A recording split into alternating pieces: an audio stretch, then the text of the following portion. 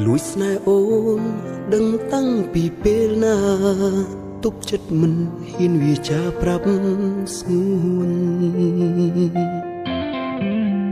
ខូចចិត្តត្បិតដឹងមិនអាចអារម្មណ៍ប្រាប់ថាអូនមានគេហើយបេះដូងអូនមិនអាចមានបងឡើយម្ចាស់ស្នេហ៍អើយបងគ្មានឡើយសង្ឃឹមបងមានសិទ្ធិ